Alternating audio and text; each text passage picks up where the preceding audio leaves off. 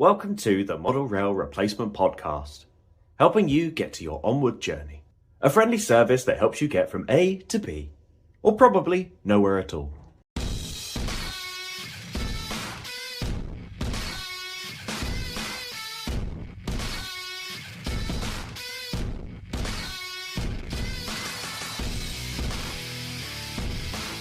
Hello and welcome to the Model Rail Replacement Podcast, or as we occasionally call it, sometimes remember to call it, MERP.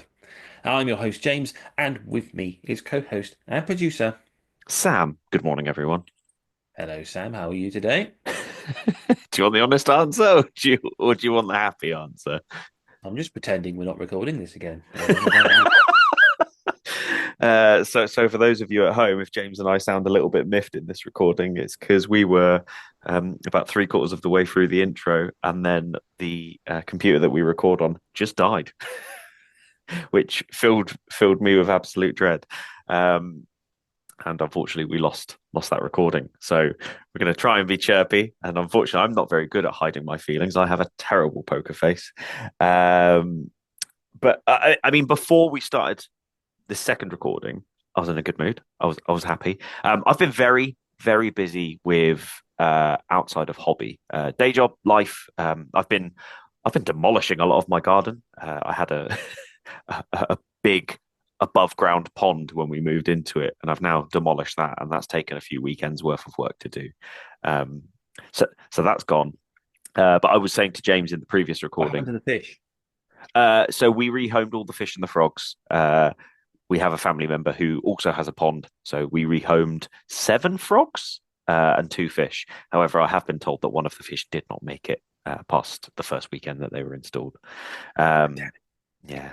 But so many frogs. Like, I couldn't believe we'd not seen that many frogs in the pond. Obviously, you're now welcome back to James Titchmarsh's gardening podcast. So that's Well, it's what garden railways. I mean, we can always, that's a subject we can always cover in the future, isn't it? So that's we're going to get told off that we don't cover garden railways as a thing in the future. I'd love to cover garden railways. I love a garden railway. I just don't know the right way of building a garden railway. I've never found anything in a magazine or a book that's given me enough confidence to go out there and start digging my garden up, knowing I'll end up with a model railway. Yeah. So, I don't want to spend that much time in my garden, if I'm really honest. I'm not a gardening person. I'm not. I know. See, now I'm the same. I'm not a gardener, but I do love a lovely garden. It's Yeah, so okay, I'll bow to that. Yeah, agreed. I do love. And I mean, when I moved into this house, it was like the Amazon out back there, because they had everything what covering boxes is left on your porch? yeah, loads of boxes left on my porch. We had robots walking around telling me that I wasn't doing a good enough job and stuff like that. But effectively, going back to the podcast, so the demolition of the garden has taken up a lot of my hobby time, because when I finished it, I've gone, there is no way I'm doing any hobby. And so since the last recording, I can honestly say nothing has changed up here. I've ran trains a few times, but hobby wise, in terms of doing work on the 00 or the 009 layout, I haven't done any of it. I am at this moment getting ready for the Southampton Model Railway show, which by the time you listen to this will have passed, and you'll already be aware from last week's episode that when James talked about the show, I went completely silent and didn't say a word. So Yeah, if I saw you at the show, thanks for coming. yeah, didn't say a dicky bird. No, I didn't. As I said, I did think that was unusual because I would have thought you would have either gone or be at it. I Mm. was like, it's like down the road from you. That's like an easy one to get to. Thing is, But I there shot we are. myself in the foot because I'm working it, and I would have benefited from saying, "Oh, you might catch me there. I'll be weathering whilst you wait," and all that sort of stuff. And stupidly, I was just—that's how tired I was last week. By the time that we recorded that bit, I was so exhausted that I completely forgot to big up and give myself a shout out that I'd be at the show and provide more work for myself. So I Yeah. shot myself in the foot there, guys. I'm really sorry, everyone. Lyndon's fault, really, isn't it? That's what it comes down to. Yeah, He's I think drained you the day before, yeah. and there you go. He's like he's like Colin Robinson from What We Do in the Shadows. He's a an energy vampire. Yes. Yes, he is. Anyone who's Yeah, not a What lovely, We Do in very, the Shadows very nice fan. to talk. He was very nice to talk to you last week. And it was lots of positive outcome from it. I think you've sold him short. Lots of people were most impressed, I suppose. Is that the word? With the interview, and yeah, including the off the rails sort of section of it where it just completely derailed. Anyway, there we are. That's all good stuff, and lots of positivisms about Hornby as well. I think people quite appreciated our coverage of it, and as I say, I don't think there was any apart from your obsession with couplings, any Yeah, Hornby back in there, was there? when I was listening back to the episode, I kept cringing every time I mentioned couplings, and I didn't realize until I started editing it how many times I brought it up. So I am really sorry that there was coupling gate. Okay. I will try my hardest to No, I never know. go off that much about couplings. I don't think He's got a real bee in his bonnet about this. at the time, though, I didn't feel like I was going on that much about it. And also, I edited that intro twice. But last week's episode was just, there was a lot of stuff that went wrong. Um, so like it was even more cringy the second time because I was like, I've already listened to this, I've already edited this. But yeah, I really do apologize that I went on far too much about couplings. I should have just accepted at the beginning couplings are going to be a thing here, but instead I just went on and on and on. So my formal apology is that if I bored you or made you decide not to listen to the Model Rail Replacement podcast anymore because I talk too much about couplings, then I am dreadfully sorry. Who are you talking to? I, Because I, they've gone. If they've gone, they can't hear this apology. Yes. I guess you know what? It's there if they come back and they know that I was trying. All right. Also, I felt really bad for you because you even tried to sort of be like, "Oh yeah, yeah, let's move on," and then I was just like, "And another thing about couplings." So yeah, Yeah, so try to reel you back in, but you were too far gone, too far gone. yeah, I am really sorry, No, but we were very positive about the Hornby announcement, and I know there are some people who weren't, and I know there are other people who were. Um, and like we said, I think the biggest winner in this is the hobby for the Hornby announcement because it is definitely a positive announcement with what they've done. oh yeah, definitely. I'm yeah. I think it's quite an exciting range, especially for anyone who wants to come into the hobby or who's felt they've been priced out over the last few years. There's a way back in sort of thing. So yeah, um, I think they've done a good job there, to be honest. And there's a few other things that they've missed in last week's announcement, and we can cover that in the news if you want. Yeah, let's. So yeah, we've got then. We'll start with Hornby. There's quite a few people announcing this week, a flurry of New Year announcements. Yeah, Hornby are to add to their 2025 range with an additional diesel train set. It's kind of like the digital diesel trains that they did a few years back. It's the same locomotive, 3 wagons with it. I think they've just changed the controller style. So it's sort of an entry level train set there. And then the turbo motive is also to make a return in lovely LMS maroon livery. On top of that, and this was a bit of a surprise, I thought, because Hornby had said that they weren't going to make any TT20 120 announcements. And like 2 days later, there was a post on Instagram revealing the Class 37s in their new liveries, what they're going to be producing. And they were also revealed in Hornby magazine as well. So we're going to get BR large logo blue. I think it's Lock Rannoch off the top of my head, BR green, and maroon and gold EWS. So 3 very exciting liveries. And I got to be honest, I was looking at the Scottish one and thinking I could make a TT Scottish base layout, but we'll see on that. Got enough projects as it is. Now, in addition to Hornby, as I say, there was lots of other announcements and stuff going on. Rapido, I don't know if anyone saw this one on Instagram. This may have just gone under the radar as well. And it wasn't an announcement of a product as such, but a hint of what was coming. Essentially, it's a little reel of 2 employees on a text message having an argument over what model they should do next, Scottish or Southern, and the boss stepping in and saying, "It's my birthday, we'll do both." So there's something to look forward from Rapido there. I don't know what it could be. So speculation hats on for everyone there and having a little guess of what could be coming. But that'd be interesting to see. And following that, Cavalax have announced that their Class 60s are due to land in February. So those who've got it on pre-order, you better make sure you've got your payments ready. And anyone else who's looking forward to getting one or considering getting one, probably need to get your pre-orders in now. And if you look around, there's certain shops have certain limited edition liveries, I think. I can't remember off the top of my head who's got what. So I think if you head to the Cavalax website, it's usually got a list of their retailers, and if you have a look around there, you might find something that you've been after that you wasn't aware was going to be produced. So little tip for you there.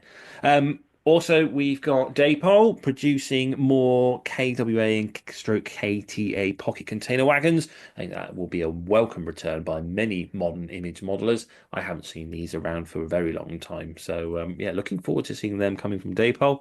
Last week after we finished recording, Akira Scale did their usual because they know exactly how we work. They always like to tease us and make their announcements after we've shut up shop. And they have announced some beautiful China clay wagons to be produced. These are from the top of my head, 10-foot wheelbase wagons. I think the original GWR design, they came under BR design. Or are they the BR design? I'll have to double check actually. I think they might all be BR design. Anyway, doesn't matter. The China clay wagons with the flat top grey hoods for steam era and the blue tent hoods for later diesel era. The very iconic wagons there. They look absolutely fantastic, don't they? This feels like deja vu.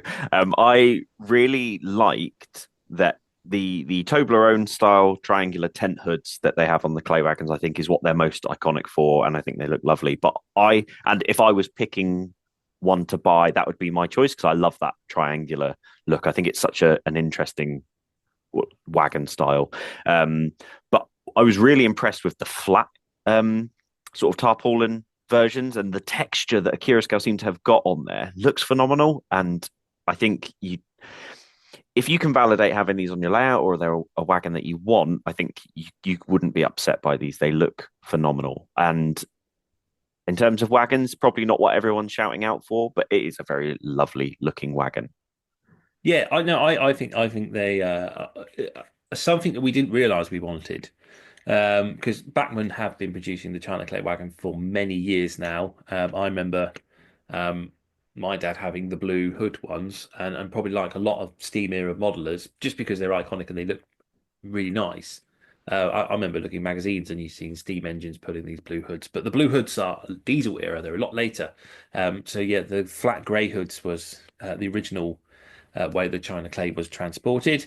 And I do actually have a couple of these Bachmann wagons with the grey hoods, and they're just sort of like a bit like a tent material. Um, yeah, and sort of just sewn into shape to fit over the top of the wagon. They don't look too bad, but the stitching is probably the biggest giveaway in regards to scale and what it looks like. So, yeah, these coming from Mercure Scale will be a welcome addition to many modelers who want to, model these China clay trains.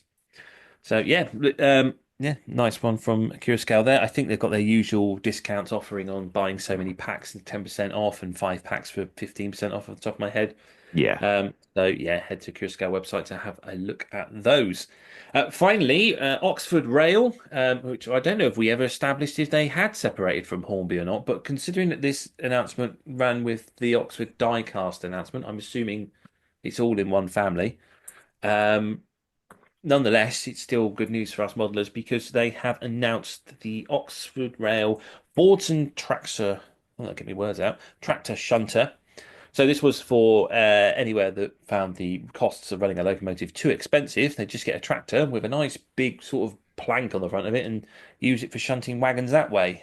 So I think that they'll be quite welcome to many people's layouts.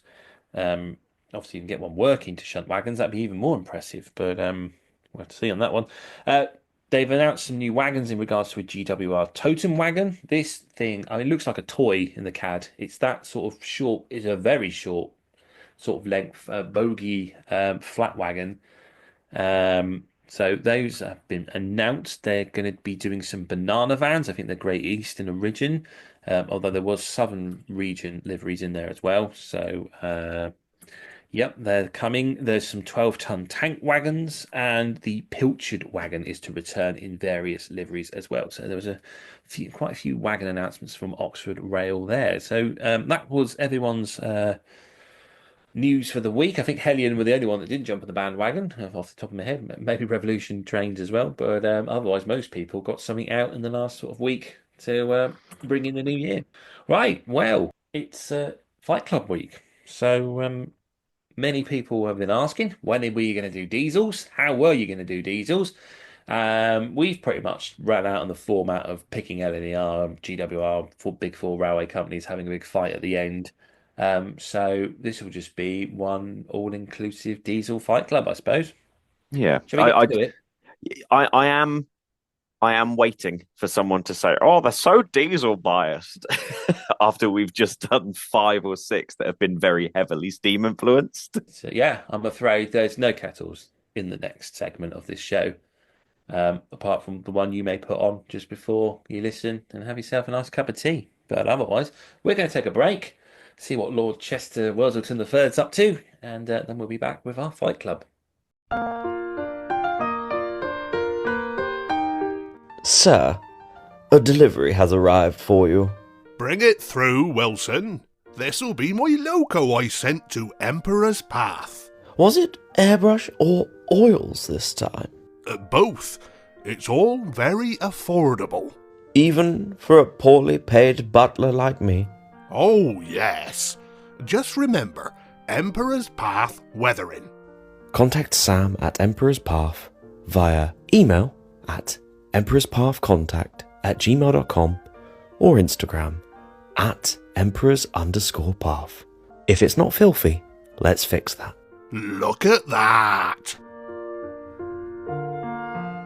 Okay, yeah, we are back with Fight Club. And as we said, things are going to be a little different. This week is just a very sort of in-house Fight Club, as it's diesel and electric week. So we are going to pick our favourite diesels from different categories, and then I suppose we'll decide a favourite at the end, maybe? An ultimate winner? Well, all right, we'll do that. We hadn't decided that bit. I've made that up now. We've already said one complaint for all of the previous Fight Clubs is that our rules are very wishy-washy. And you know what? That's because it's our show and we can do what we like. So just lean in close, listener. Lean in close. I'm just going to whisper something. You ready? If you want to really have an opinion about what we do with our show, you need to sign up to Patreon. Okay? Is that perfect? There you go, James. Yes, right. So we are going to be doing Diesel Fight Club. We're going to pick our favourite diesels and we'll pick a favourite at the end of it. As you know, our rules are very wishy-washy. And so we went, are we actually deciding if it's going to be the best diesel model or the actual one in real life? And in the end, we decided that, you know what, whatever sways the vote. So it could be either that takes it into the final round, I suppose. So we've broke it down into several categories. We're going to start off with shunter, then we're going to go through the various types from type 1 to type 5, following up with an electric loco of choice, and finishing off with a DMU or EMU for dessert. Sam, are you ready for Fight Club? I think so. I think I'm ready. Then play battle music.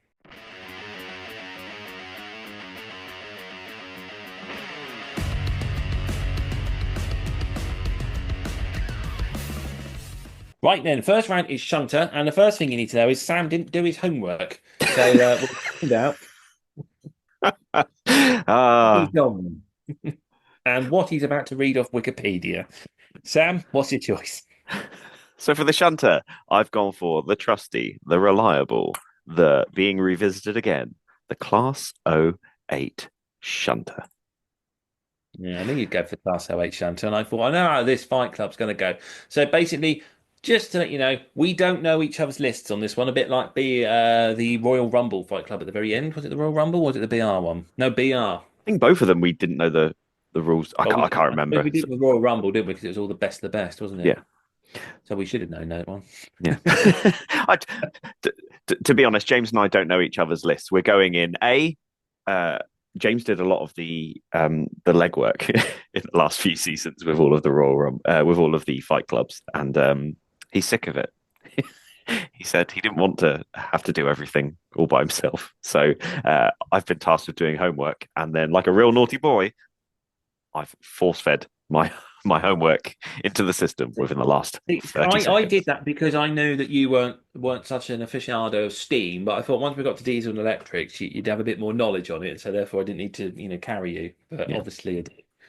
So, The good news is that this is the first one that's sort of coming back. And well, actually, no. What am I saying? This is the only one of my list that is coming back. And I go back to what I said when we talked about the '08 in the previous episodes. It is the single. If you think diesel shunter, I feel like this is the one that everyone thinks of. It's the stereotypical one. It's the one that's portrayed in films. It's the one that's portrayed in really famous TV series.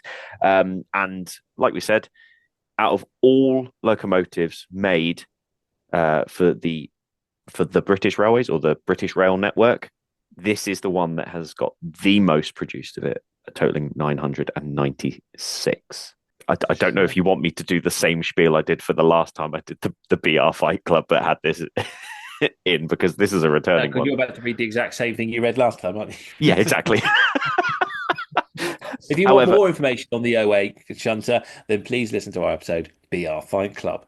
Right then, so, I knew you'd go for the '08, so I didn't. Yeah. I didn't myself. I thought that's just going to result in just a draw. I could have gone for the '09 and just said, well, it can go 10 mile an hour faster, and also can be coupled to electric multiple units.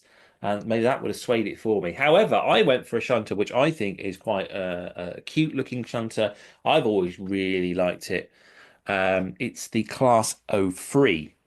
230 of these were built and they were introduced in 1957. They're a diesel mechanical shunter and they were built at Doncaster and Swindon Works. So they've got a little bit of Western love in there. With 56 of them preserved. I didn't even realise there was that many in preservation, but there we go. 56 of them are in preservation. And they were used up until 2008 with the final loco working on the main line for First Capital Connect, their Hornsey depot. And I saw that loco because I went for an interview there. So I got to see that loco in the depot when it was running. I didn't get the job though, which is disappointing, but there we are. Never mind. Built for locomotive and carriage depot shunting, they were also on station pilot duties and were used where much larger and heavier locos could not go. So yeah, I've gone for them. And if you were looking for them in model form, they're available in N gauge by Graham Farish, OO gauge, originally by Mainline and Replica Railways, which was introduced as early as 1983, and now by Bachmann. And an O gauge offering is from Helion. So yeah, I thought the '03 would be a good contender against the '08. It's definitely got that sort of cute look about it. I did consider the '04 just because it's sort of you can get the side plate version that ran on the Wisbeach and Upwell. I just think the cab windows look nicer on an '03, and it's definitely a great little shunter, I thought. The '03 is really, really cute. It comes back to the what's better, having something that is numerous, so numerous that it was used so widely by the railways, or is it something that has fewer of them made? And I'm surprised. I didn't realize that there were that many of them made, and I also didn't realize there were that many in preservation still. Am I right in thinking that the '03 is also one of the few shunters that did wear the Network South East livery as well? It was, yeah. It was Isle of Wight. I believe it's that Hornsey depot one I've mentioned. If I remember it rightly, it was over on the Isle of Wight, and then it got bought over to Hornsey depot, and it was a Network South East one at one point, and it looked absolutely splendid in that livery as well. Yeah, it does. So looking at it, let's look at it from a model point of view, because so just to clarify, who makes the '03 in double O gauge? Because or who makes the '03 in general, I guess, is the question I want to ask you. You could ask me, but I did list that, but I noticed you didn't bother listing anyone who made the '08. And I liked how you've spun that round on me like I haven't done my homework. Yes, Mainline and Replica Railways were the first to produce it. And then Bachmann took on that tooling. It was like an early split chassis tooling, and then eventually was remade with more super detail following that by Bachmann. Then they've introduced it in the Graham Farish range, and Helion have it in the O gauge range. So there's quite a variety out there, and you can get an older model from the second-hand market. But Mainline and Replica Railways were always quite good for detailed models, even back in the '80s. They were quite well regarded. So it's probably an older looking model now, but probably still decent looking enough, I'd say. Whereas the old Hornby 08 Triang tooling with the horrendous chassis. Which has just made a comeback. Let's just It clarify. has made a comeback. Yeah, we mentioned it last week. It's always that's like my favorite part of the O8 is that outside frame arrangement that it has, and then the Hornby model doesn't have the old Triang model, should we say? Really, I know Hornby still use it, but it doesn't have it because Hornby obviously have their main range O8, which is a very nice model as well. And I suppose you've got Bachmann producing their brand new O8. But you're going to need deep pockets if you want the one that uncouples. And if you're going to buy a shunter, you really want one that uncouples, I suppose. Yeah, it's a oh God, you've got me back on couplings. um, Having seen people's reviews of the 31 that has the couplings, I sort of feel that it's not going to be as good on the 08 when it finally comes out. I feel like it the idea is good. I don't know if it's going to work as well as we want it to, because it's not as reliable as you may think it would be. So Oh. I've seen a prototype where when they've had it out on shows and it goes backwards and forwards on the track and picks up and drops off the wagon every time. But I don't know. Maybe your track building will affect the reliability of the coupling. I suppose maybe. I watched Proper Chuff's review of the 31 with the coupling on it, and it didn't look like it went very well. But and this is no slander towards Proper Chuff's track work, but maybe it is the track work situation. But the reviews I've seen of it that aren't in a well maintained space, is that the right? But in like a factory, like everything looks perfect kind of thing, have not been great. But then I haven't seen any of them working in the real world anyway. So I mean, it's difficult. I do really like the 03. I just feel the 08 is the better one. Yeah, it's too common. Too common. Wasn't that your argument for why the Pannier was so good? Because there were so many of them. I can spin my argument either way I want. It's difficult. I think there'll be outrage if we don't go with the 08, really, isn't there? It's I think the 03 is a charming diesel. The only reason I went for it because I knew you'd go for the 08, and I thought this would be a very boring show. Otherwise, I have a sneaking suspicion that we could be having a lot of draws, which is probably good. But we've got quite a few rounds. So yeah, we'll give it to the 08 for this one, just to please the listener, I suppose. There you go. You happy? Everything all right now? I'll tell you, who wore it better? Network Southeast livery, the 03. Oh yeah, you know what? I would give that to you. I think out of the two, the one that looks good I feel very controversial because I love Network Southeast. I feel the 08 does not look good in Network Southeast livery.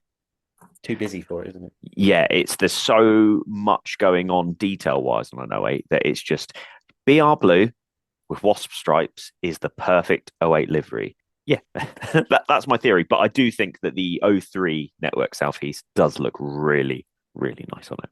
Right then, let's move on to our next round, which is the Type 1. Cue battle music.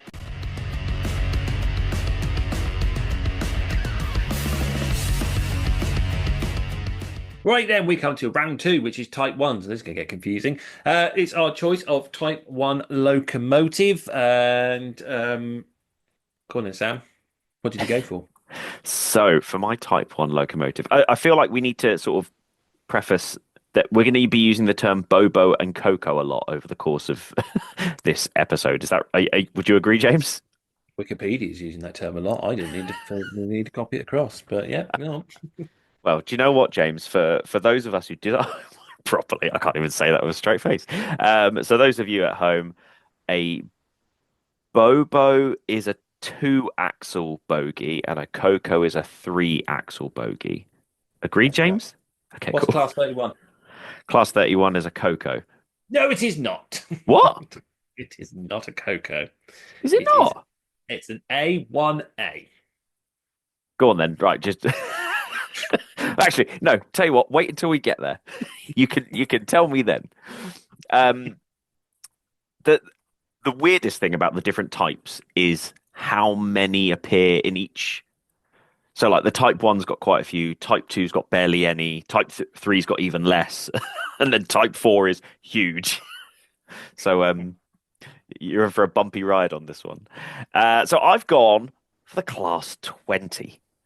Designed around relatively basic technology, the 73-ton locomotives produce 1,000 horsepower and can operate up to 70 miles per hour. Built by the English Electric Company at the Vulcan Foundry between 1957 and 1962, a total of 228 were produced, 22 preserved, and they are still operating on the BR network with the nickname of Choppers. Produced in 00 by Hornby and Bachmann, O gauge by Hellion, and Graham Farish making it in the N gauge category. I knew Deborah Clark. I also went for the Class 20. I knew. Now, I got to be honest, I actually missed what you said at the beginning there because I was just double checking to make sure I had got the configuration right for the Class 31 with A1A. Like, I'm going to look real stupid now if it's 1A1. So you shouted I missed at me. it. But then when you started reading off Wikipedia, I went, oh, I know exactly what he's talking about because I read that last night when I was doing my homework.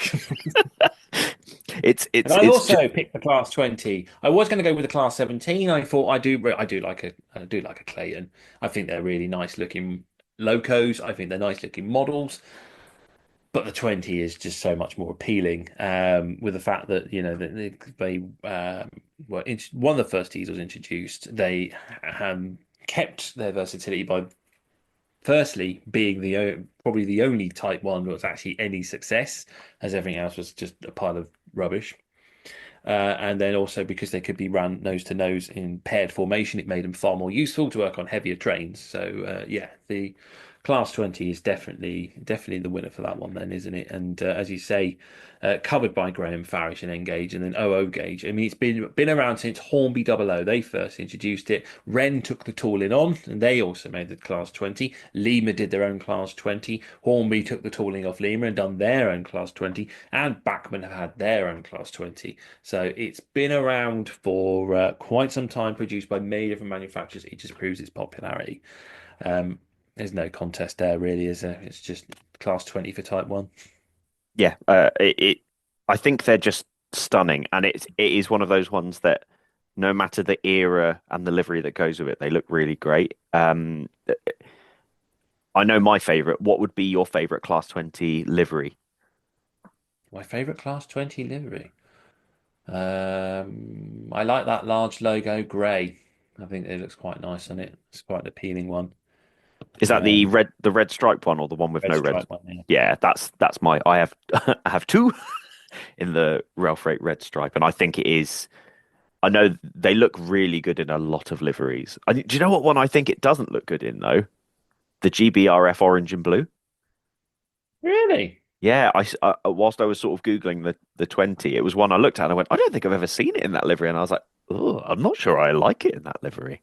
Oh, I mean, maybe it's because I'm very exciting. It turned up one day outside work because it picked up a special measuring wagon that had come all the way over from Holland, I think.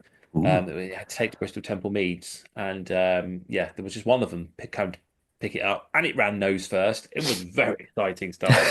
It's like very rarely do you get to see him run nose first. This is brilliant because it was supposed to turn around in the triangle, and the driver's running late, and he's like, I can't be bothered.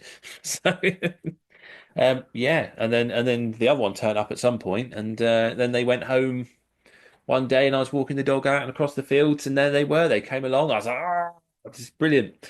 I like that the Harry Needle Railroad orange on them as well. I mean, most logos seem to be painted orange these days. It seems to be quite a popular colour for them. But, yeah. No, the Harry Needles colour for it is great. It's very striking, but it does look really, really nice. So there we are. That's it then. Type 1, Class 20. Should we go on to Type 2? Yes. And I'm now worried that we're both going to be picking the same one on this one. I don't know about that, particularly after your comments about Type 2s. So let's play battle music.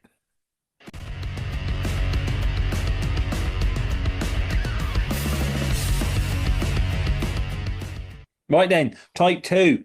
Sam, you were very, very, I mean, you just didn't like them. basically. That's what you told me when you were desperately scrambling around to find some information on some stuff. What did you desperately pick in the end? So I picked the class 31. So I said to James when we were talking about the types and stuff, you look at the initial list and you go, oh, okay, so type 1 is 1 to 20, and then sorry, yeah, what 1 to 20, and then type 2 is 21 to 30. But as you go on, you find out that these lists don't actually matter. They just get categorized. There's no official thing to go with it to actually make sense. Yeah, no, I know what you mean. So I've gone for the Class 31. The British Rail Class 31 diesel locomotive, also known as a Brush Type 2, and previously a Class 30, were built by Brush Traction from 1957 to 1962. Construction of the first locomotive was completed in the final week of September in 1957, and the handing over took place on the 31st of October, entering service in 1957 November. A total of 263 produced, 36 being preserved, and nicknamed, and this is something that I didn't know. Apparently, the nickname is Goyles. Mm-hmm. See, I didn't know that. That was Arthur Doyle from Harry Potter. I don't believe that.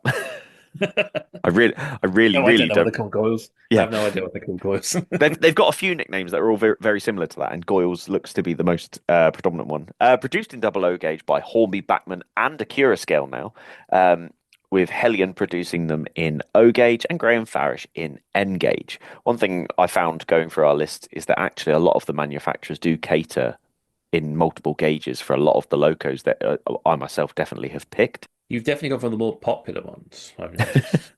I don't know whether to apologise or not. It's a bit of a cheat, I think. You know. Yeah. That's so. Yeah. What wheel configuration are they? They are, I believe, they are a 1A1. The worst You're part on is Wikipedia. It's there. It's right in front of you. It's A1A. I'm not actually on Wikipedia though. Copied it all onto Word first. Yes, they're not Cocos. I believe the center axle is just a unpowered wheel. So the A wheels are powered wheels, and the one is not. So I think it's just for weight distribution and balance. That is why they have that wheel. They look like a Coco, but that's their wheel configuration, and also why many a driver said that they couldn't pull the skin off a rice pudding. Probably contributes to their poor performance in that sort of sense. But yeah, no, yeah, the Class 31. See, I had a suspicion you go for that. I went for, and I'm going to try and please our Scottish listeners. I've gone for the Class 27. So they were introduced in 1961. 69 of them were produced, built by the Birmingham Railway Carriage and Wagon Company. Their original allocations were to Glasgow and to Formby and also to London Cricklewood for the Tilbury boat train. So they were, London locos at one point as well, including working across London freight services. So, depending on your time period, you can have a Class 27 outside of Scotland. But by 1969, they were all in Scotland. Models produced N-Gauge Minitrix bought them out, then Daypole followed that. And in OO, Hellion, and again in O gauge is Hellion. So I thought about it, and Type 2 is quite an unusual one. There's the Class 28, which you could go for a bit of Thomas nostalgia if you wanted a bit of Boco-isms and that, but the Class 25 and Class 24 are always quite popular as well. I mean, that's why 25's got the nickname Rats. You couldn't, you were never too far from a Class 25. But yeah, I don't know. There's something about the Class 27 I think quite appeals. Looks quite nice. So that's why I've sort of gone for that one. 31s aren't bad, but I don't know. I don't think they've quite got the same look as a 27 in my opinion. This is the hardest one for me, not because I was like, oh, there's so many good ones, but because the locos in this list aren't necessarily my favorite locos. However, I've had a 31 by Hornby, really, really good runner. I managed to avoid one that had Mazak rot. I've heard fantastic things about the Acura scale ones, but do you know what? I've also heard really fantastic things about the 27s as well. And I don't know if it's because I'm biased because they're a Scottish loco in quotation marks. Like I never think, oh, I need a 27. So I sort of tend to not look at them. But you know what? They are very beautiful. And having weathered quite a few in with oils in BR Blue, they they've got just enough smooth and just enough sort of texture to them that they can really pop as well. Yeah. I think the miniature snow plows on them as well, really, in that BR Blue with the yellow miniature snow plow really brings it out. Yeah, I think they're really smart looking locos. Yeah, I had a good think about the Type 2 before making my choice, but I was like, yeah, I'm gonna go for that. And also, I do feel we let our Scottish listeners down, so if there are any. But yeah, yeah, something definitely about them that is really quite appealing, I think. And yeah, that was my choice. Yeah, and you know what? If I was going to pick one that had a rake of stuff on it, I think I would go for the 27. If I was told I had to pick one, I think 27 is the one for me on this one. So yeah, well done. Yeah. 27 it is for that one. That's 1-1 then, and we'll move on to. I'd imagine. No, I think I know where you're going to go with Type 3. I This think is a I bit. can predict. I think I can predict exactly where you're going to go with Type 3. I was like, he's going to pick the same as me, and then I thought about it, and no, I know what he's going to go for. Shall we find out? Yes, let's head to Type 3. Type 3 then.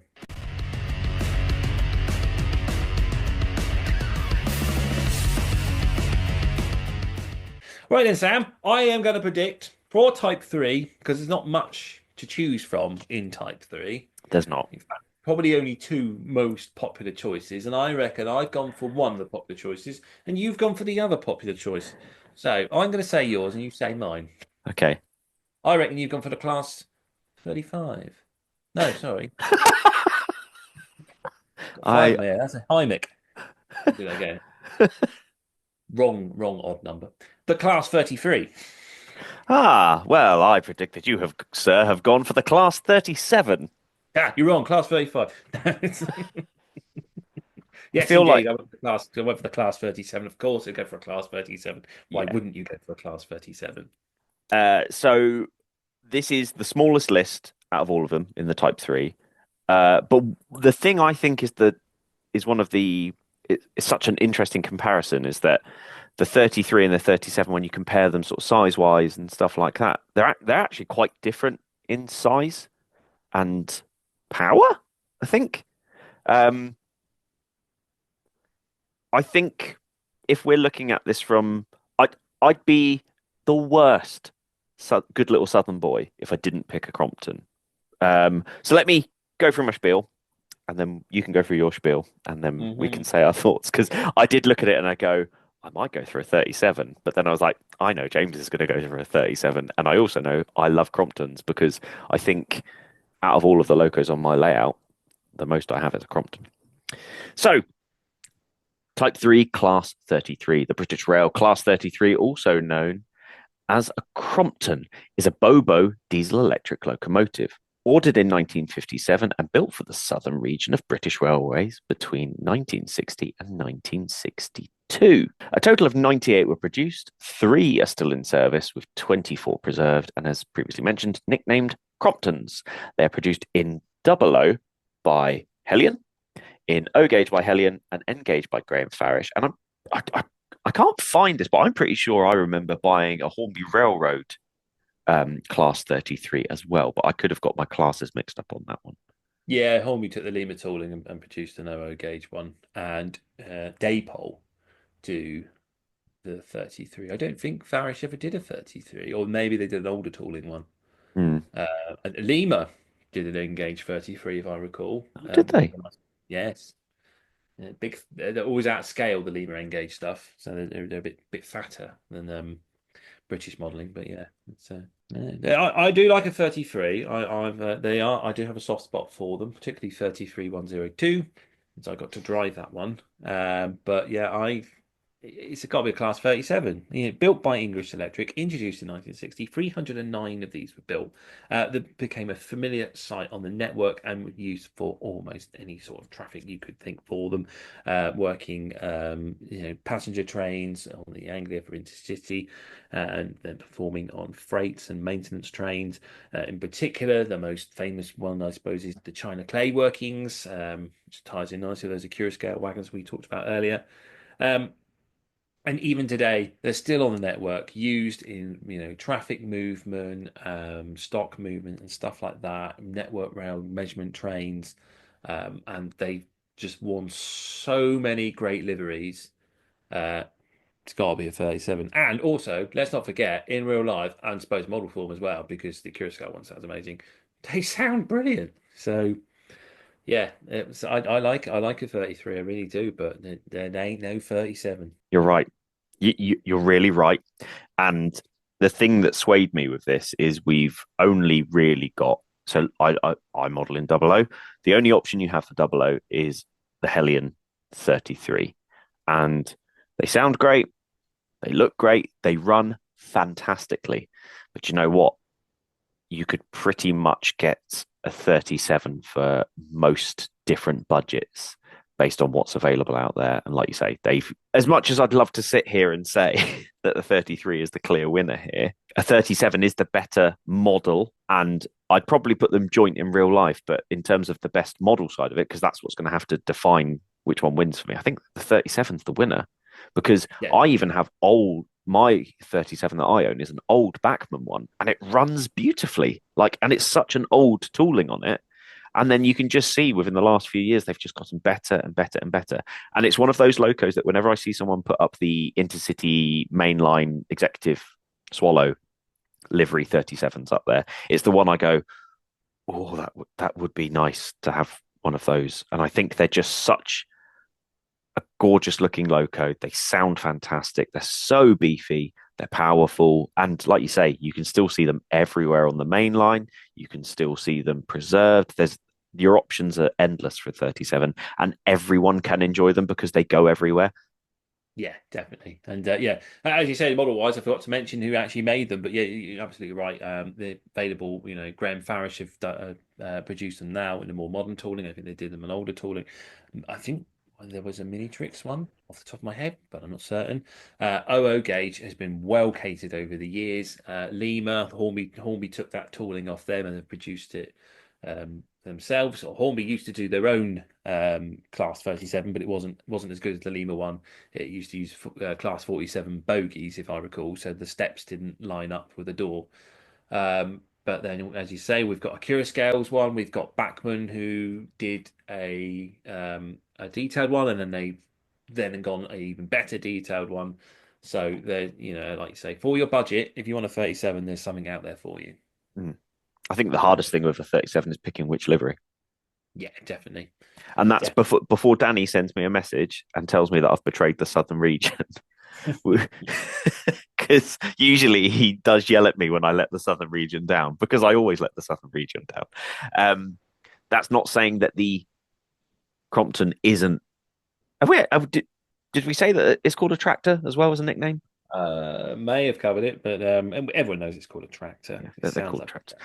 I think one of my favorite things about a lot of the diesel locos is they've all got these funny nicknames. And I say I didn't know the 31, but it's nice knowing all of the nicknames. Obviously, the 08 being the Gronk. I don't know if the 03 has one, but there's so much that the 33s did, and especially for me as a Portsmouth boy, the island was dominated by 33s and 73s. They had other locos as well, but the 33s as a diesel locomotive, they used to do some of the great runs from Cardiff to Portsmouth.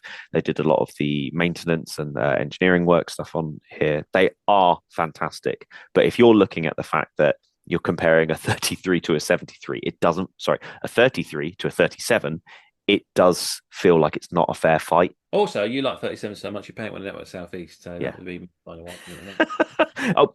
The thing is, it was either going to be a draw or we both got to shout about two great locos, and I was like, you know what? I know that it's the one. I think I know what you're going for on the next one, but I knew that if you had to pick between a 33 and a 37, you'd pick a 37. I bet you don't know what I've got in the next round because I can't even remember. Oh, okay. Well, we'll soon see. But the other one being numerous. But yeah, I think both of them are really good choices. And if we're looking at it from a model rail point of view, I don't think you could go wrong with either. Because even though the 33 is definitely a smaller loco and it's a 2-axle Bobo loco, they run flawlessly on my layout, just as well as some of my bigger 3-axle, big all pickup diesels. The Hellion 33 runs beautifully, and you can get them for quite a good price at the moment. So they've never let me down, but the 37 is just better all round. Yeah. Also, I mean, I know you said as a modeler that the 33 ain't gonna let you down, but it will if you're modeling Northeast Carlisle in VR days. What was never there. Yeah, that's true. It will let you down because it won't be able to get there. Cool. Right, 37 takes that, and so rightfully it should. Let's move on to our next round, which is the Type 4. So that's round 5, if I'm keeping it up on things. Go on then, Sam. Play some battle music, and then we'll decide who's the winner of this one.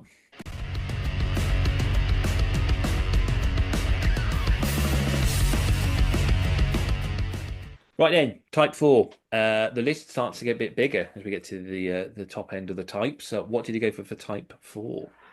So before I announce what I've picked, I don't think it's going to come as any surprise to anyone what I've picked. But this is the hardest list because you look at the list of what's available in the Type 4 because they're the big boys. They're the ones that when British Rail was probably at its finest, shall we say. So they were really good at producing Type 4 locos. But I've gone for the Class 50. Did you know I'd go for that? Of course you'd go for the Class 50. I didn't even look at the Class 50. I know what Sam's going to go for. That may give you a boring, wouldn't it? The British Rail Class 50 is a class of diesel locomotive designed to haul express passenger trains at 100 miles an hour. Built by the English Electric Company at the Vulcan Foundry between 1967 and 1968, the Class 50s were employed for hauling express passenger trains on the non-electrified section of the West Coast Main Line between Crewe and Scotland. Eventually, they ended up moving to the Western region, where they really came into their own and dominated. Being named after Royal Navy ships, which gives them their iconic names, 50 were built, 18 preserved, which I think as a percentage is pretty high, and the remainder was scrapped. Produced in double O gauge by Hornby and soon to be Acura scale, Graham Farish and N gauge, and Hellion do it in O gauge. And also just to mention that their nickname, because that's my favourite thing, the nicknames are Hoovers. That's Hoovers. Yes, because they sounded like a Hoover before they were reserved. Yes, and I knew you'd go for the Class 50, and I thought, well, it's going to make the fight a bit boring because I do like a Class 50. So I thought, well, what can contend? Now, I like peaks. I like 44s. I like 45s. I like 46s. However, I remember you saying, I really don't like them. And I thought, how rude. And then I thought that'd be a bit more of a difficult fight to try and win over a Class 50 with them. So I had a little think about it, and I've gone for something which I think is just as iconic. I've gone for the Class 52, which is the Western. Introduced in 1961, 74 of these were built in Swindon and Crewe Works, and they were all given the two-word names, starting with Western, followed by something along the lines of Gladiator or something like that, and thus became known as the Western Locos. They were finally withdrawn from service in 1977. And model-wise, in N-gauge, Daypol produced it. OO gauge, Hornby have produced a Western in the past. Lima have produced it. Hellion have produced it. Daypol have produced it. And in O gauge, Hellion again. So it's a popular model to be produced. Yeah, I just thought, you know what? That's probably the best contender against the 50. And I think the diesel hydraulic age of the Western is such a great one. The usual Western defiance of we're going to do it our way, and picking these locos, and the sound of a Class 52 is something to behold when one goes by on the main line. I mean, the sound of a 50 is pretty good, but yeah, the 52 is something else. It's really impressive. So that's why I've gone for that. Interesting. It was the round I thought you'd go for the same as me. I'm also surprised because on the list you sent me of what comes under the Type 4s, I am genuinely surprised you didn't put the Class 43 HST on the list. Apparently the HST comes under a Type 4. Yeah. Oh, that's when you said something iconic. I was like, oh, he's gone for the HST. Yeah, I don't know. The HST is an iconic loco. It's a very nice loco. But when you think diesel, you don't think of the HST power cars because you tend to think of them as a unit. Yeah, I guess you'd look at them as That's a that's multiple how unit. they were originally introduced as well. They were introduced as units. That's why they used to have the numbers on the front underneath the cab windscreen. Mm. And until they realised it was far too difficult to keep the power cars and the coaches all connected up all the time and keep the sets together. Mm. So I just felt the Wizzo was the much better choice. Comes in a variety of lovely colours. I think maroon and the desert sand particularly look very good on it. And yeah, it's one of those locos that people will go out for. You know, they know it's on the main line. They'll go out and look for it. I know people go for look for the 50, but yeah, it's I had to find something that was going to battle up against a 50, and being the original icon of the Western region, you know, before the Midland interlopers turn up. I think one of the best background stories regarding the Western and the 50 is that James is right. The Western was what stood in the way of the 50s being accepted by the Western region, because all of the fitters and engineers they loved how they knew how to make the Westerns work. They just loved everything about them. And when the class 50s came in, they were like, nah, we don't want those. Don't want them anywhere near us. And it was very much a fight that eventually the Westerns lost to the 50, not through a want of trying. And I think it's that thing of two very, very iconic locos. But you know what? If somebody gave me a blank check to go out and get one of them, I'd still pick up a 50. I know you would. But so here's my question. I know you've gone to try and pick one that could beat the 50. If you didn't have either, and you were given the blank check to go out and purchase whichever one you wanted, with sound, without, whatever livery you wanted to get, in reality, which one would you pick up? Well, see, at this time of my life, in a transition between modelling eras, the appeal of 1960s steam and diesel is far stronger at the moment. So it'd have to be a Wizzo. Yes, I can't believe. Do you know what? One of the things that you and I bonded over when we first became friends was how much we loved 50s. And I thought, you know what? I can win him over because I know he loves them. I know they're great.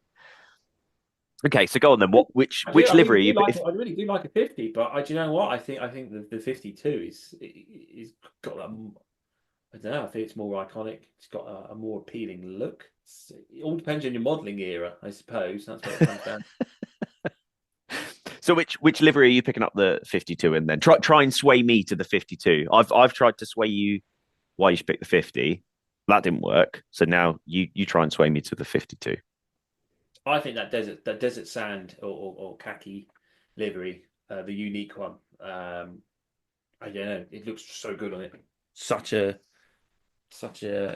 different livery for the time period as well. I think that's one of the best ones. If it's not that, it's the maroon. I mean, Western stuff being painted red is obviously quite outrageous. I know they had red coaches once upon a time, but still, I think the red looks the best on them. So I agree with you. The red is the better one of the two. I feel like the desert sand one very much looks. It always reminds me of the. Is it the Oxford Rail Rod loco? The Dean's Goods painted in the sort of the khaki color. The thing is I've weathered quite a few of the blue Westerns, and they're gorgeous to weather. I think BR blue just suits anything, and it's why diesels you can go through a lot of different liveries from them, and they still look good, and you can weather them nicely. I'm looking from a point of view of that. I can't. It's very difficult for me to sit here and say a 52 because I still don't like. Whilst I like them, I need you to say something about them that's going to make me go, yeah, I'm going to go out and buy one. Sam, you don't own a 52. I think you need to go out and buy one. He makes a good point, folks. Okay, I think this might be our first stalemate because I like the 52, but I don't like it enough to think that it deserves to beat a 50. They're nice. That they are nice. Fine, we'll let you decide. I'm pointing at you, listener. I'm pointing at you. Come find us on Instagram and let us know which one you think should be better. Should it be the 52 or the 50? For the time being, it's a stalemate draw. I tell you what, we won't even make it a draw. It's a stalemate because a draw would mean that we have both mutually accepted it's a draw, whereas a stalemate is neither of us can decide So, I mean, we Nothing. can call it a draw if you want and say that neither of us are willing to give in on it, or we let the audience decide. The audience will have to decide on that one, which Okay. also eliminates it from the final round. So we'll say that not only we might do a poll, but the way we want you to vote, especially on Instagram or contact us via email, let us know out of the Western, the Class 52, or the Hoover, the Class 50. Share your stories on Instagram and tag myself and James and the podcast and tell us which one you think deserves to win. And this will be the first ever one that is officially voted for by the public.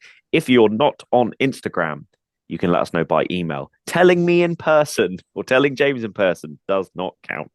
Happy with that? Yeah, that'll be fine. You're not happy that we haven't picked a winner, are you? No. I'm just more. We're going to have to. You've made more work for us by getting people to email.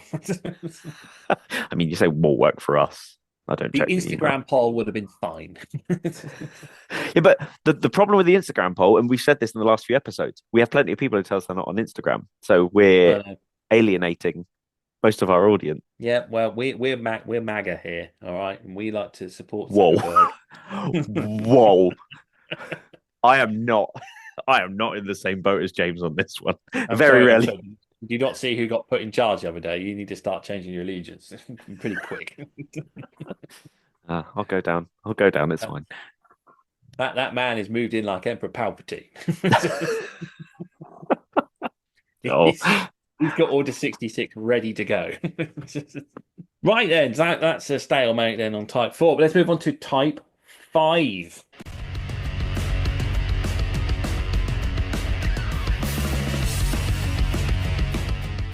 Sam, what did you go for? Type 5. I've gone for the Bolden cousin of the Class 47. The British Rail Class 56 is a type of diesel locomotive designed for heavy freight work. Type 5 locomotive with a Ruston Paxman power unit, developing 3,250 brake horsepower and has a Coco wheel arrangement. The fleet originated from Romania, with a total of 135 being made, 3 being preserved, and 35 still in service, with some going onwards to conversions into the Class 69. In model form by Hornby and Cavalex, Daypole in O gauge, and Gauge Master and Graham Farish in N gauge. Oh, there we go. Class 56, eh? Well, I've gone right up to date. Well, I say up to date, it's actually just over 10 years old now, this loco. It's a Class 68, which is one of my very favourite diesels. It was introduced in 2013. There were 34 built of them, and they are a mainline mixed traffic diesel bought by DRS for use on nuclear traffic workings. They also work on their container trains, used on additional services such as passenger workings, and they have been seen on TransPennine, working with the Mark V's before they were removed from service. They are still in service with Chiltern Railways on the Mark III's, and were also used at one point on the Cumbrian coastline, I believe. Top and tailing some Mark II coaches, and also in East Anglia, top and tailing Mark II coaches. So, yep, models available are both by Daypole in N gauge and OO gauge. So, yeah, the 56, yeah, it's a nice choice of loco, but I love a 68. I just love the sound of a 68. It's like for a modern loco that's allowed to be that loud. I don't know how they got away with it. But they did, because amazingly, right, the locos get started up for Chiltern near Kidderminster, and the locals complain about the noise, but the decibel rating on a 68 is lower than, I believe, a Class 67, which was previously used, and so therefore they don't break the sort of sound noise. Even though you can tell they are so much louder. I don't know how that works, but that's the way it is. So yeah, they're great. They annoyed the people that live around Marylebone Station during the pandemic, because obviously everyone had to stay at home, and there was a lot of complaints about the noise. Then it's like you don't hear them because you're at work. But yeah, I love a 68. I think they look fantastic. I think they're really nice modern looking loco. So Yeah, it was a no-brainer for me there, really. So I don't think I'd ever purchase one personally, the 68. Not because I don't want it, but A, you don't really see them around my neck of the woods. I will say, I think these are one of my favorite modern day locos. And I think the TransPennine livery is gorgeous. The DRS livery is gorgeous. But I think my favorite is the ScotRail livery ones. I think they just look stunning. And I know, listeners, we're talking about something north of the border. That never happens on this podcast. But I know James went on about one earlier. That happened in Type 2. I know he talked about it earlier, but do you know what? I think the ScotRail livery, it is just a really stunning loco, and the livery just looks great. I'm looking at all the liveries now on my screen. They're just beautiful, and I like a 56. I loved seeing all the Cavalex 56s. The Hornby 56s, they look great as well. And the liveries they fit my era. They fit my what I like seeing, what I like running.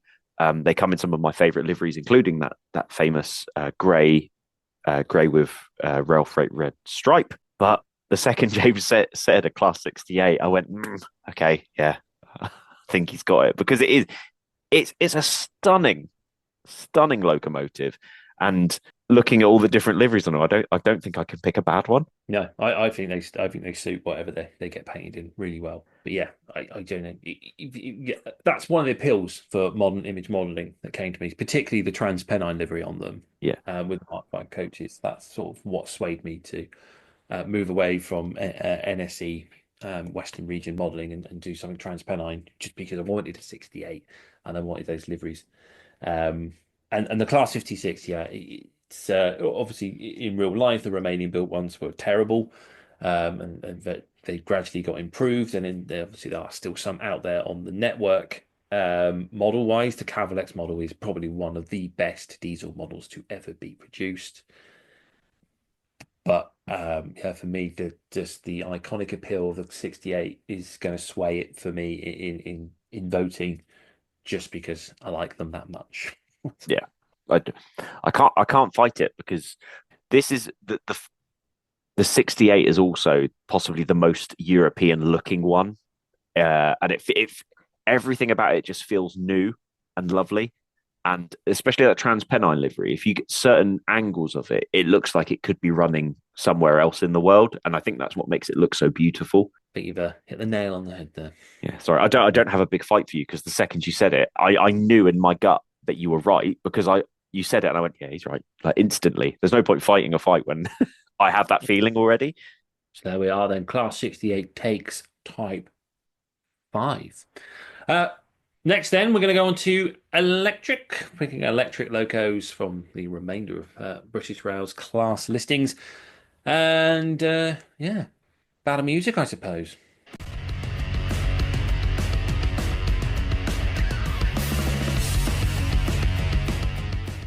Right then, Sam, what's your choice of electric locomotive? So you may not be happy with me on this one. We'll see. We'll see. I've gone for the British Rail Class 73. Yeah, I knew you were going to say 73. Is it an electric loco or is it a diesel loco? Well, my argument is it is a loco that can run on electric. I suppose. And they do run quite appallingly on their diesel engines, so I understand. So, am I allowed it or not? I mean, I knew you were going to go for it. Oh, so there you go. Why you wanted to go last? I mean, I'm nothing if not predictable. Yeah, go for your 73. Go for your 73. It is an electric third rail locomotive with a diesel engine in it. A hybrid, I suppose. But it should Toyota 70 classification, which I think 70 was reserved for electric locos. So yeah. Well, because it's that thing, if I'd picked it as a diesel loco, it doesn't come under the type classing, right? no, I suppose not. but it's got a diesel engine in it. So if it doesn't come under Why a don't you diesel, tell us about it, and then we can make our decision from there. the British Class Rail 73 is a British electro diesel locomotive. This type is unusual in that it can operate on the Southern Region's 650 volt DC third rail power supply or the onboard diesel engine, which allows it to be used on non-electrified routes. Makes it very versatile. Now, that these in later life have been converted to a just diesel variant, which is used, and they are the 73-9s. If you've listened to the podcast for any period of time, you'll know that I have spoken about them highly. The Caledonian Sleeper versions, which I think are gorgeous. Now, 49 were produced, 6 preserved, and 27 of them are still in service. So there's quite a lot of them still available and around on the network. Available from Hornby in the Railroad Range, available from Dapol, and also available by Hellion in O gauge, and also Dapol in N gauge. There we are then. So it's a diesel electric locomotive. Is that what you said? Diesel electro. Diesel electro. Diesel electro. I mean, apart from the Western, all those diesels are diesel electric, aren't they? Because their diesel generator works the electric traction motors. So it really is a question: is it electric loco? But it does pick up off the third rail, so it's a bi-mode at close, I suppose. We'll allow it. Yeah, it's a bi-operational. It's a Toyota. I don't even know what was the first hybrid car called. I can't even remember now. All the taxis used to have it. I can't remember for the life of me what it was called now. No, I want to keep saying Yaris. Yeah, I want to keep saying Yaris, but I'm pretty sure it's not. No, it's a begins with P. Prius. Prius. That's it. There you go. Those will know from the clever editing. James and I didn't just spend 27 minutes trying to work out what the No, leave it in now. Now people have an insight on how an ADHD brain works. You see how I pick that letter there, and it's just randomly throwing files at me. Is it this? The letter P just exploded within my brain till we got there. That little Microsoft Word paperclip just came up in my head going, is this what you're looking for? Is this what you're looking for? And none of it is what I'm looking for. I'm trying to process this information. So the 73, because the 74 was scrapped, the 73 for quite a substantial amount of time was the only electro diesel on the network until the introduction of the Class 88. I forgot to mention that bit as well. Well, there we go. So, I mean, I don't think you can put it in a diesel category based on the ones we've picked. So I'm going to put it in the electric category. But didn't you say the 73-9s are just diesel? So they are a diesel. No, there's no ready to run model of the 73-9, so I can't sit here and be like, well. So in argument, the model that I'm talking about doesn't the one that you could talk about, the stroke 9. You can't talk about it because there's no ready to run version of it. So actually, it has to be the electro diesel version of it that you're talking about. Yeah. You know, it's fine. Doesn't matter because I picked the Class 89, which is obviously going to kick its ass. Is that the Badger one? That's the Badger one. Yeah. Go on then. There we go. Here we go. And I don't like it. I think it looks like a toaster. Ironic that you're saying that, and I've picked the 73, which looks more like a toaster than the 89. Yeah, I've gone for the British Rail Class 89, unique in being the one and only locomotive built for British Railways in 1986. This was a step up towards the high-speed programme on the East Coast Main Line. It was test run on the West Coast and East Coast and managed to uniquely still stay in traffic under BR in the beautiful Swallow livery. It also had the original Intercity livery. Was later, I think it ended up in preservation and then was used by GNER on train services up until around 2000. And then it's been in a very long-winded stage of being restored so it can come back out on the main line, which I think they were hoping back in 2021. But as of 2025, it's almost there, from what I understand. I watched a Diggle Junction special when he went to the crew shed. I can't remember what it'd been locomotive services, I think, and it's there under its restoration. So it's not far away from the come back out on the main line. I think it's a really wonderful, unique looking electric locomotive, and I was either going to go with that or the 92, just because I think they've both got a bit of personality about them. I do actually really like the 89. I know you mocked me, but I do think the 89 does. It's almost as if here's that classic comparison again. It's like someone body shape wise. I always feel like it's someone got the HST, cut it in half, and put two power cars back to back on one body shell. Yeah, yeah. I think it looks great. I can't even sit here. Comes in one of the best liveries that's ever been produced in the Intercity livery. I think the only downside to it, from my point of view, is the fact that it's overhead electric, and that's not even a big downside in the grand scheme of things. Yeah, it's not really a problem when the round is electric, is it? Exactly. But it's just, yeah, I can't. I think it's a Danny's screaming at me again because you said I thought you'd go something completely different. You said the 89, and I was like, yeah, it's an awesome model. Like that's a really cool model. Like, and comes in a great livery. I think the only thing is that there's only one of them, right? So that's the only downside. Yeah, just the one. But obviously, Curious Scale ones I think are imminent on the boat, if not to be loaded on the boat. I think that we're that close to receiving one. wait. Yeah, So is it actually available in a ready to run form? yes, you can order one. In fact, I think the boat's landing but Sunday. So by the time this is out, it'll be in the shops. I think you're trying to swindle me on this one. I think you've because I'm banking on you're too lazy to check. 1 second, Matt's Maritime and Rails. When's it due? Thing is, it is a lovely loco. My only thing is, there's not actually a model of it at the time of recording. Well, there is.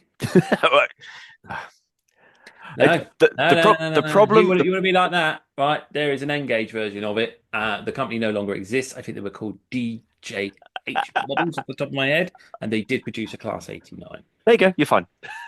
You have a ready-to-run model of it. If that is the only reason, I'd still pick the 89. Yes, so you went for your Southern biased and for the 73, and I think you have to be honest with yourself. You know, it's a Southern loco, but it's not the prettiest out there, is it? No, but we've had some in the past that didn't win, even though they weren't the prettiest. It's not always about the prettiest, James. Come on, all right. Yeah, but it's not even that great at pulling things either, is it? No. I guess once you come off the third rail, it's not. Go. It's I don't mind a 73. There's something about them, but yeah, I think when I remembered that we needed to do an electric loco round, I was like, oh yeah, instantly know what one I'm going to go for. Yeah, I think, and you are right. I'm looking at it from the Southern biased of this is what used to, and I said it earlier in the episode. The 33s and the 73s are Southern staples. They've been around on my neck of the woods for so long, and I'm going to pick the ones that I like because I remember them. Here is the easiest way for me to pick the 89 over the 73. The Daypole 73 model. I know the Hornby one's out there. That's an extremely old tooling. The Daypole 73 model has its flaws. I love the 73s, and we talked about it last week with Lyndon. The Intercity Executive livery, I think it's one of the best liveries out there at the best of times, but the 73s wore it beautifully. But the actual model, and for the reason that we picked on the 14XX previously, the model itself has so many flaws, especially with running. The bogies are problematic. There's just loads of things that go wrong, and it's why I never run them as frequently as I want to, because you just can't guarantee they're going to make the full circle. Sometimes you'll have them go around 10 times and be absolutely fine. Other times, they're every single time you go around a loop, they muck up. So I haven't seen the 89 in the flesh. I haven't seen one running. However, it's an Curious Scale model. Let's give them the benefit of the doubt that it's going to be an amazing model. Like, why wouldn't it be? We've got no reason to think that it's not going to. And you are right. They are so imminent, which annoys me because I was hoping the 50s would be coming in way before the 89s, but they're not. So, yeah, 89s win it. We're going to the model form. The Daypole 73s really, really do require some improvement. There we are. There we go. It's CJM. I just double checked. CJM. Made him. I heard the actual venom in your voice when I started calling you out that the model's technically not here yet. Yeah, so I was prepared. I was prepared. I thought you might try and win that argument with that, and so I had that on the back of my mind. But I actually couldn't remember the name of the company, but I knew it had existed in Engage at one point. They were sort of ready to run. Yeah, very limited. A bit like I think the Union Mills Engage locos, very limited runs. Mm. There we go. 89 takes it. Boom. Right. Final round. Have you got your EMU? Face it, you ain't picked a DMU, have you? I think you're going to be surprised by me on this one. Well, let's play it then. Let's go to this round. Battle music.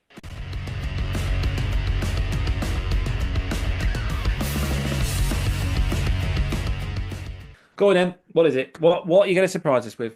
I've gone for the Class 117 DMU. The British Rail Class 117 diesel multiple units were built by Press Steel from 1959 to 1961.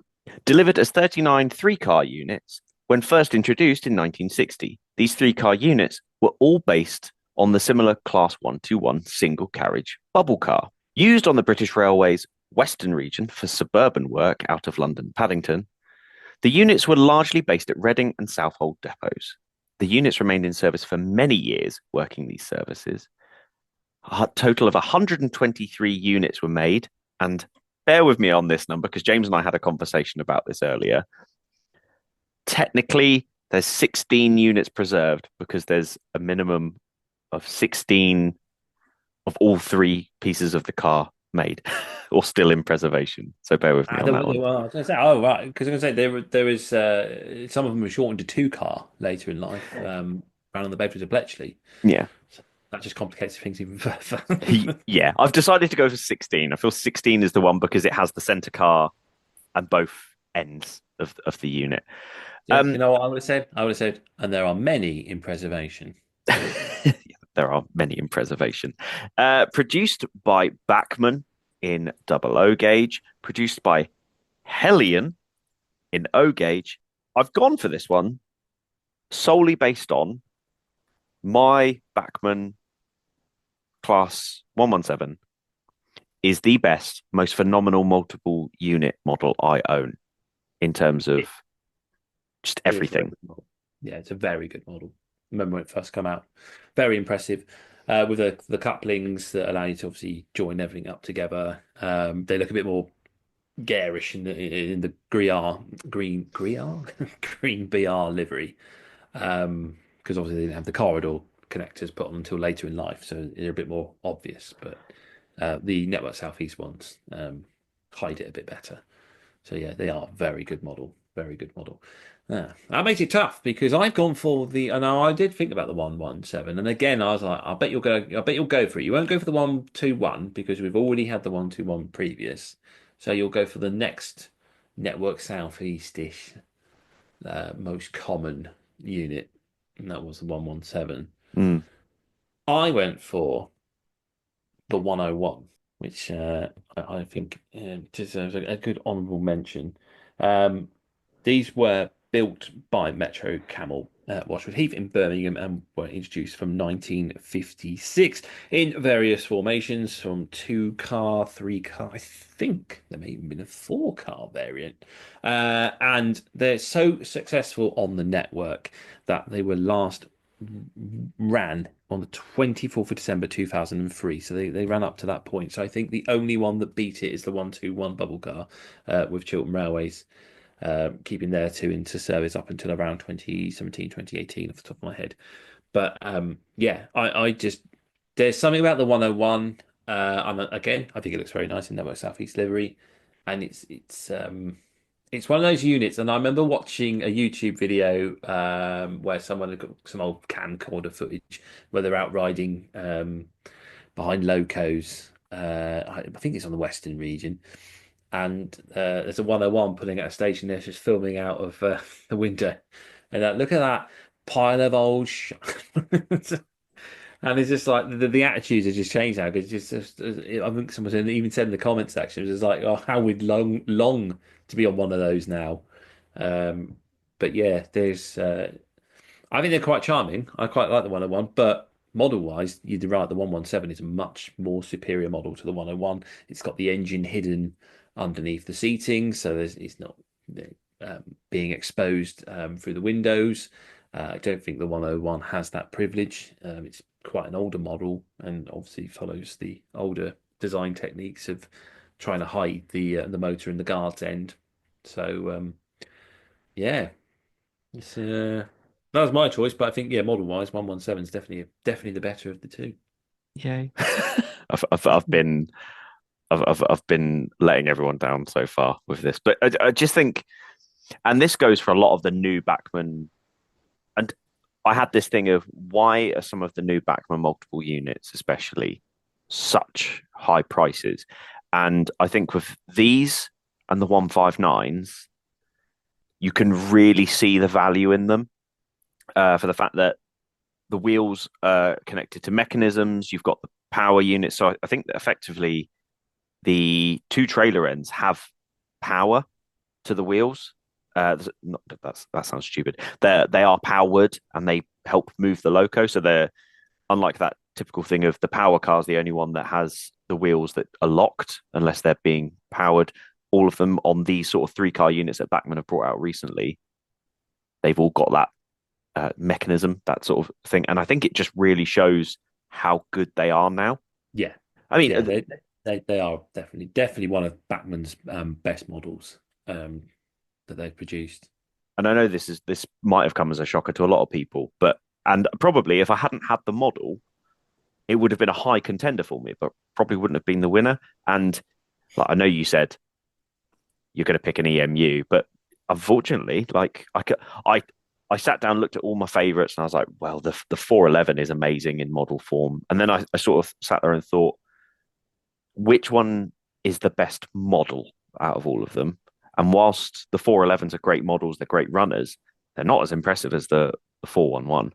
Not the 411, sorry. They're not as impressive as the 117. The 117 just pips it on the sheer, everything works beautifully. It's a great looking unit. The sounds on it are fantastic, built-in speakers. And I had to look at it from a point of view of, let's look at it from the model, not necessarily the actual real-life loco. Because if it was real-life loco, I would have picked an EMU and someone would have told me that I was wrong because they're just boring and they're all the same. So, but was it worth it? Yeah. Was it worth sacrificing the EMU for the victory? Yeah, it was. Because I genuinely think Danny? I threw the EMUs under the proverbial bus. There we go. There we are. EMUs, not so great. Right. What are we going to pick as a winner then? What are we going to pick as a winner? I think I know what I'd go for. I don't think there's any contest in this, to be honest. Right. So if you know, two of them being barred until that one settled. I think the 37's the winner out of all of them. 37's got to be the winner, isn't it? Cool. Finally, we agree. We agree on something. Who doesn't love a 37? They go anywhere at Loco, suitable for almost anyone's layout. They look great. They sound great. They come in a variety of colours. They're spread right over from the BR steam era right up to today. If you've got a model railway and you're wondering what sort of diesel loco you're going to need for it, you're going to need a 37. There we are. There's the winner of the Diesel Fight Club. But obviously, if you want to tell us which one is the better out of the 50 and the 52, then let us know through various Instagram polls or by emailing us. But otherwise, that's the end of Diesel Fight Club, and that's done for that round. We've got no way of tying it up with any other fight clubs because they're all variously different from what we've got planned for the future. What are they? You'll just have to come back and see. But for now, we're going to take a break, and then we'll do our social media shout-outs.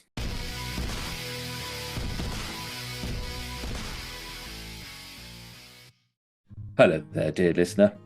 We thought we'd just take a moment to talk to you about our Patreon. For the last few weeks, Sam has been putting out an advert impersonating David Attenborough, trying to entice you to give us your money. And you were right not to do it. But now we ask you from the bottom of our hearts to follow us on Patreon. If you do want to support us in what we do, and you believe that what we do is good enough that you want a part of your money, you can find us on Patreon, and you can start donating for as little as $1 a month. It's in dollars, it's in freedom credits, however you want to say it, but eventually it will just take the pounds from your bank account. And if you do want to support James and myself, head on over to Patreon. There's varying levels and tiers that you can do, and there's even a tier where I'll weather stuff for you and James gets the benefit of it. So why not support us on Patreon today? Indeed. And that way we can get a new microphone so you can stop complaining that you can't hear us.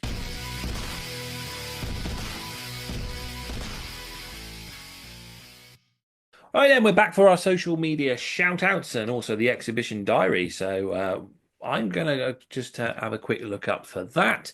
In the meantime, we'll do it the other way around because I'm short on time. Sam, who's the social media shout out for this week? This week, I'm going to be shouting out friend of the podcast, Proper Chuffed, from all the way in South Africa. There we go. I've ruined another accent for you all. There you go. This no, Sam, is... you can. Look at that. And previous iteration of the layout on Proper Chuffed is, I always thought it was really, really good, but they've just taken it all down and started rebuilding a new layout. And I can't wait to see when they start building the scenic work on it. It's effectively like a Highland line, so the Scottish region. And I can't, they've got hills, they've got curves, they've got hidden sections, they've got dog bones. There's a lot on there, and I can't wait to see how the layout grows because I've really enjoyed seeing the build of the layout, and I like the Scottish stuff anyway. I know we don't talk about it enough, but actually we've talked more about it in this episode than we have the whole of the podcast. We found our theme. Scottish region for season 3. I've really enjoyed watching the new layout build on Proper Chuff, and I can't wait to see where it goes. So, and mine is Roger Beckwith. You can find him with a handle at Roger DB on YouTube, and he has this delightful Engage layout called Renton. And again, it's one of those really lovely videos of it's not how I built the layout or how to's and that. It is just a complete finished layout, telling various stories of what's going on the layout. Tales of schoolboys skiving off to go catch the numbers on the A4s as they run by and stuff like that. So it's one of those sort of really nice, idyllic, delightful sets of videos. There's plenty of them on the channel. I really do recommend you go check it out. It's beautiful modelling, beautiful storytelling. And so that's Roger Beckwith. There we are. Right, I've got the exhibition calendar up. So I am now ready to tell you what is happening this weekend as of the 1st of February 2025. The Ashover Parish Hall will be hosting the EM Gauge Society and their AGM Members Day. And this will be, as I say, in the Ashover Parish Hall in Milton Lane, Ashover of Derbyshire. Following that, also on the 1st is the Hillington Railway Modellers at the Hillington Test Track Open Day. It's the UC Baptist Church Hall at 74 Colham Avenue in UC Hillington, Greater London. Trent Valley Area Group is also having a modelling day on the 1st of February. And this is there, Our Lady of Lords Church Hall, 36 Oxater Road. Have I pronounced that right? Probably not. 36 Look, it's in Mickover, Derbyshire. You'll know where it is if you live there. I can't pronounce that. Did you see we got picked on for mispronouncing names in the Hornby announcement as well? Yes. I saw that. I have dyslexia, and that's a hate crime. Just to remind you out there, okay, before you start picking on me again. Can we just clarify as well? It's always the Northerners complaining about the Southerners. The Southerners never say anything wrong about the Northerners, and it's true. Yeah. A lot of north-south divide going on there, but we're trying to patch that up by giving some Scottish love. So, ignoring most of the north and going full on past the border. Anyway, carry on. From Birmingham straight to Glasgow. All right, continuing with the exhibition diary. Saturday the 1st is Shirehampton Model Railway Club at the annual Model Railway Show in Shirehampton Public Hall, Station Road, Shirehampton, Bristol, and there is also the NMRA British region. It's their winter meet of 2025 at the Stokenchurch Community Centre at Bartholomew Tipping Lane, Stokenchurch, Buckinghamshire. On the whole weekend of the 1st and the 2nd, the Alton Model Railway Group is having FebEx 2025 at Eggers School in London Road, Alton, Hampshire. The Kendal Model Railway Club is also having a weekend of Model Railway Exhibition Leisure Centre, Burton Road, Kendal, Cumbria. And on Sunday the 2nd, Halifax Model Railway Club is having their club room open day at the club rooms 2 to 4 Deal Street, Halifax, West Yorkshire. That is all for this cup and coming weekend. There we go. Right then, I suppose that's us all tied up for this week then, Sam. Fight Club done. Social media shouted out. News spoken of. It's time for us to go. So if people wanted to communicate with you, they really should know by now. How do they find you? If you want to get hold of me and tell me I'm a good little Southern boy, you can get hold of me on Instagram at Emperors_Path. Alternatively, you can find me on YouTube at Emperors Path. James, if they want to get hold of you, how can we find you? Yeah, just look for Western Signalman. Right, that's Western Signalman on YouTube or on Instagram. And don't forget that the Model Rail Replacement Podcast can be found on Instagram as the Model Rail Replacement Podcast. Or if you want to email us, especially if you want to decide if the 50 or the 52 is the better model, it is Model Rail RP. That's Romeo Papa at outlook.com. That's all for us today. All I can say is that hopefully we've been entertaining, informative, and have replaced your model railway, if only just for a little bit. I've been James, and with me has been Chris. And if you don't get that joke, ask AI about the Model Rail Replacement Podcast. This service terminates here. Please ensure you take all of your personal belongings with you.